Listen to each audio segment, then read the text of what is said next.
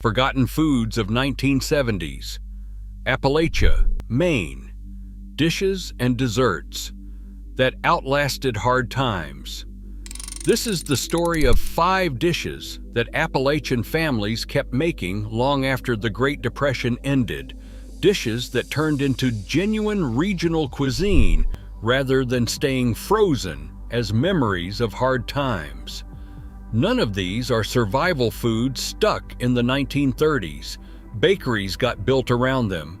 Food historians wrote entire books about them, and festivals still celebrate them today. The most surprising one comes first, mostly because it comes with an actual paper trail. Transparent pie.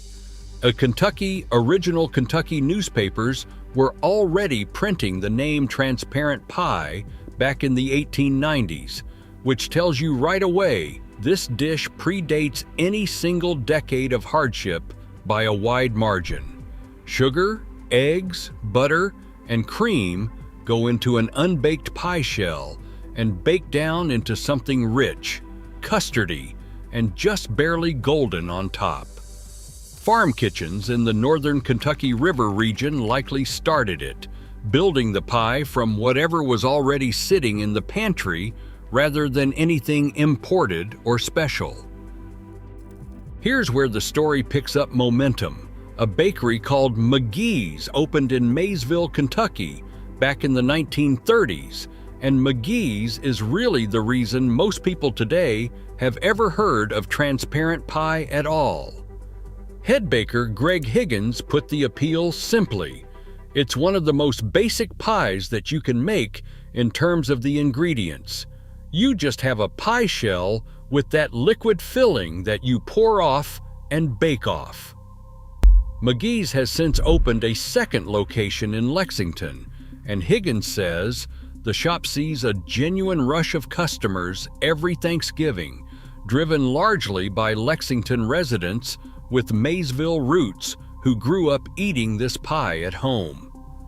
Food historian Sarah Baird dug into the pie's origins for her book Kentucky Sweets, and one thing kept coming up in her research over and over from everyone she talked to. What everyone in my research kept coming back to over and over is that it's a pie that doesn't require something expensive like pecans, she explained. You are going to have all those ingredients in the pantry or on the farm. That distinction matters. Nobody made this pie because they had nothing else on hand.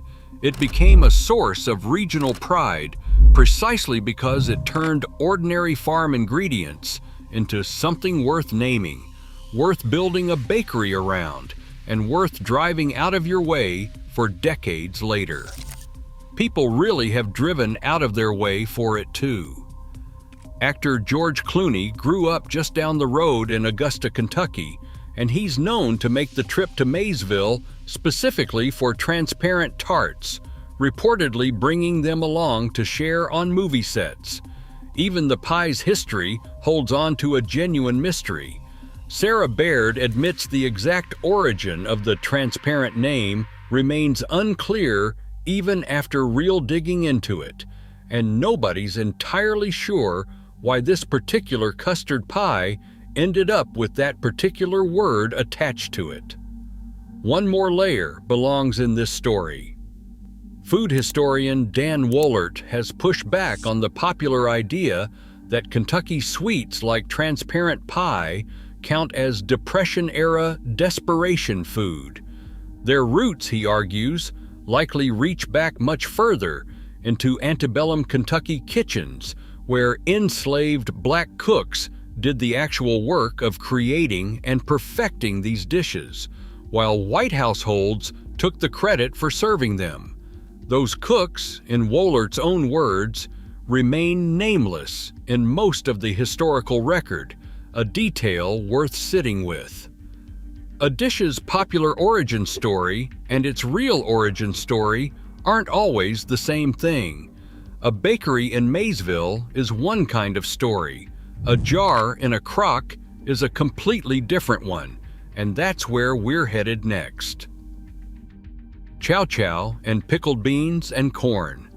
Green tomatoes, cabbage, onions, and bell peppers pickled together into a relish called Chow-Chow show up across a huge stretch of the South, from Virginia and the Carolinas through Kentucky and Tennessee and beyond. Sweet or spicy, vinegar forward or mellow, the recipe shifts depending on where you're from and often depending on which grandmother made it. Tennessee versions traditionally lean on apple cider vinegar instead of the white vinegar used elsewhere, and there's even a separate Amish-influenced northern style that works in corn, beans, and cauliflower, running noticeably sweeter than its southern cousin. Appalachia has its own closely related dish that genuinely isn't the same thing, though people confuse it with Chow-Chow constantly, pickled beans and corn. The long-running Appalachian food blog Blind Pig and the Acorn documents this one in real detail, including a reader's memory of her grandmother drawing a sharp line between the two. The beans and corn version made with cabbage, her grandmother called simply chow. Chow-Chow in that same household meant strictly the relish served alongside dried soup beans, nothing else. Even the crocks varied from family to family. A commenter writing in from southern Ohio described keeping beans and corn in entirely separate crocks, never combined the way some neighboring families did it. Kentucky memories of this dish keep surfacing again and again in the same blog's comments. A 70-year-old commenter from Olive Hill, Kentucky, said she still eats pickled corn and beans and plans to make a fresh batch soon. Another reader described a childhood built around pickled corn alongside fried sweet potatoes and cornbread, pointing specifically to that sweet and sour combination as the whole appeal. Nobody's treating this as a museum piece. People are still making it. From the crock, the glass comes next, and this one might be the strangest sounding entry on the whole list to anyone outside the region.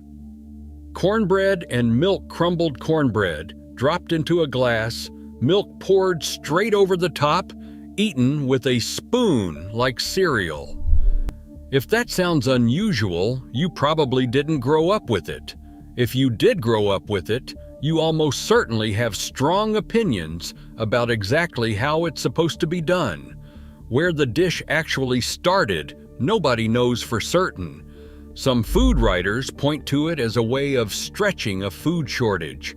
Others suggest it began as a way to use up stale cornbread, and still others figure someone just liked how the flavors worked together.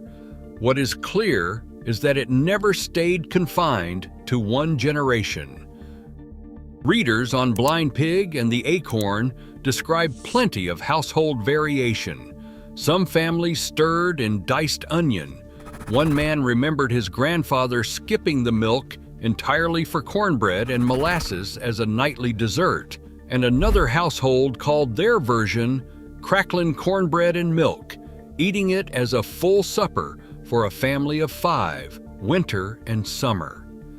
A friendly disagreement still runs through the tradition too, over whether the cornbread should be crumbled directly into the milk ahead of time, or kept on its own plate with the milk waiting separately in its glass until the last possible moment. Small as that sounds, it's exactly the kind of detail people from this region will argue about at a family table without a hint of irony. None of this reads as purely nostalgic either. Kentucky's Corbin cornbread convocation keeps the tradition going with a full multi-course meal paired with readings from Appalachian cookbook authors, treating the subject with the same seriousness you'd expect for any other regional cuisine. Out of the pantry and into something a little less expected, our last dish involves a can of salmon. potato cakes, and salmon patties. Canned salmon, blended with mayonnaise, onion, cornmeal, and flour, gets formed into patties and fried, sometimes after a coating of crushed crackers and egg wash for extra crunch. Depending on the household, this dish goes by either salmon patties or potato cakes. It's been handed down through generations of Appalachian kitchens, and here's the detail that matters most. It's described as being no less popular in the region now than when it was a genuine necessity. That single sentence pretty much sums up everything this video is trying to say. A dish can start out of practicality and still end up as something families genuinely choose to keep making, long after the original necessity has faded away. Bringing it all together. 5 dishes, and each one circles back to the same underlying story. A pie from a Maysville bakery people still drive out of their way for. A pickled crock recipe with rules precise enough that grandmothers corrected their own grandchildren on the difference between chow and chow-chow. A glass of cornbread and milk families are still eating for supper, still arguing over the proper method. A can of salmon turned into something families kept cooking decade after decade, long past whatever hardship first put it on the table. Choice kept these dishes alive, not necessity. At some point, each one stopped being about survival and started being about identity, the taste that meant home, the recipe a grandmother corrected you on, the pie worth an extra hour's drive. That's a different story than the one usually told about Appalachian food, and it holds up just as well. That's our look at 5 foods that outlasted the hardship that first created them. Tell us how your family made it in the comments below, whether it's a household that still makes cornbread and milk, or a grandmother who had her own name for pickled beans and corn.